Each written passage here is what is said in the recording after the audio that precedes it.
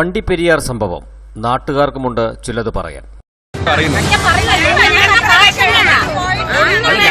കേട്ടപ്പോ ഞെട്ടിപ്പോയി, സ്തംഭിച്ചു പോയി. ഇങ്ങനെ ഒരു വിധി വരുമെന്ന് ആരും സ്വപ്നത്തിൽ പോലും ഓർക്കാത്തൊരു കാര്യമാണ്.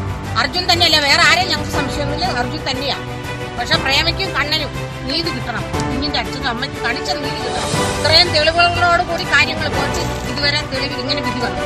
ഇനി അങ്ങനെ നിങ്ങൾ ചെയ്തില്ലെന്ന് പറഞ്ഞാൽ ഞങ്ങൾ പത്രപ്രവർത്തകരുടെ മേളിൽ കയറില്ല. അതുകൂടി പറഞ്ഞാൽ ഞങ്ങൾക്ക് പിള്ളേരുണ്ട്. ഞങ്ങൾ ഇനി ഈ പിള്ളേരെ എങ്ങനെ മുന്നോട്ട് വെച്ചുകൊണ്ടിരിക്കുന്നുണ്ടല്ലോ. എത്ര ദിവസം ഇങ്ങനെ പേടിച്ചിരിക്കും.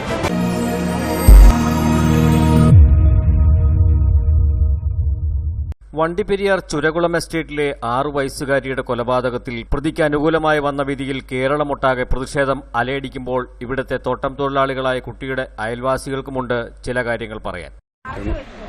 അതാ ഞാനും പറഞ്ഞത്, എല്ലാം ഓർത്ത് വെച്ച് പറയേണ്ടതായിരുന്നു. അടുത്ത പ്രതി ആരാന്ന് അത് ഓർത്തെ കണ്ടുപിടിക്കണം. അങ്ങനെയാണ് അവർ പ്രതിയെ കൊണ്ടുവരട്ടെ. അവര് പ്രതിയെ കൊണ്ട് അർജുനല്ലെങ്കിൽ പ്രതിയെ പിടിക്കുക.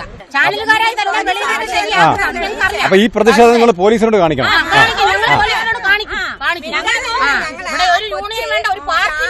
മരിച്ചെന്ന് പറഞ്ഞ അങ്ങനെ ആ കാര്യം പോയാനാ. ഈ പോലീസുകാരും ഡോക്ടർമാരും എല്ലാം ചേർന്ന അർജുൻ കൊന്ന ഇങ്ങനെ ഒരു സംഭവം നടന്നെന്ന് പറഞ്ഞാൽ ഇപ്പൊ അവര് തന്നെ ഇല്ലെന്ന് പറയുന്നു. അപ്പൊ ഞങ്ങൾ ഇനി ആരെയാ ചെന്ന് കണ്ടെത്തുന്നത്? മുഖ്യമന്ത്രി തള്ളി പറഞ്ഞു, MLA തള്ളി പറയുന്നു. അപ്പൊ ഞങ്ങൾ ഇനി ആദ്യം കൂടെ നിൽക്കേണ്ടത്. ഇപ്പൊ ഞങ്ങൾക്ക് ഒരു ആശ്രയം ഇപ്പൊ നിങ്ങളെ ഉള്ളത്. പോലീസുകാരൻ വരെ പോലീസുകാരനോട് പറയും ഇവിടെ കയറെന്ന് പറയും. നേതാവ് ഇപ്പൊ മുഖ്യമന്ത്രി പറയാൻ അല്ലെന്ന്. അല്ല, വെറുതെ എന്തിനാ പോലീസുകാർ ഇവിടെ വരുന്നത്? ഞങ്ങൾ ചോദിച്ചപ്പോ ഞങ്ങളെ വഴക്ക് പറഞ്ഞതാ ഈ പോലീസുകാര്. ഞാൻ ചോദിച്ചു, MLA പറയുന്നു പാർട്ടിയിലോ യൂണിയനിൽ ഒന്നും ഇല്ലാത്തവനാ അർജുൻ. അപ്പൊ ഇത് ഏത് രീതിയിൽ എന്ത് പറയണമെന്ന് അറിയത്തില്ല. കേട്ടപ്പോ ഞെട്ടിപ്പോയി, സ്തംഭിച്ചു പോയി. ഇങ്ങനെ ഒരു വിധി വരുമെന്ന് ആരും സ്വപ്നത്തിൽ പോലും ഓർക്കാത്തൊരു കാര്യമാണ്. കണിശമായിട്ട് ഇത് അർജുൻ തന്നെയാണ് ചെയ്തിരിക്കുന്നത്. എല്ലാ തെളിവുകളും ഞങ്ങളെ മുന്നിൽ ഈ കാര്യങ്ങളൊക്കെ നടന്ന് തെളിവെടുപ്പും കാര്യമൊക്കെ നടത്തിയത്. അവൻ ഇവിടെ സമ്മതിച്ച കാര്യമല്ലേ.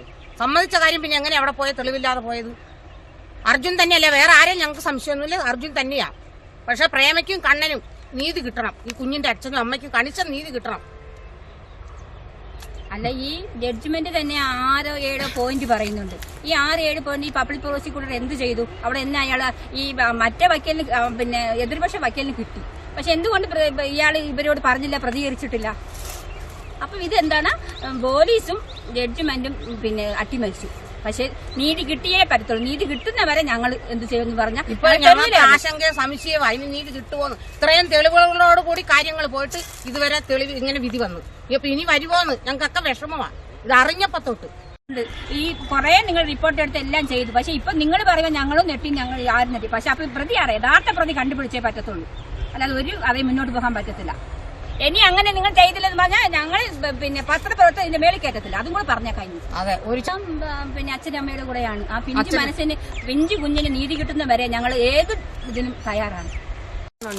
അപ്പൊ ഇത്ര ദിവസം അർജുൻ കൊന്നെന്ന് പറഞ്ഞു. ഇപ്പൊ അർജുൻ ഇല്ലാതെയായി. അപ്പൊ യഥാർത്ഥ പ്രതി ആരാ?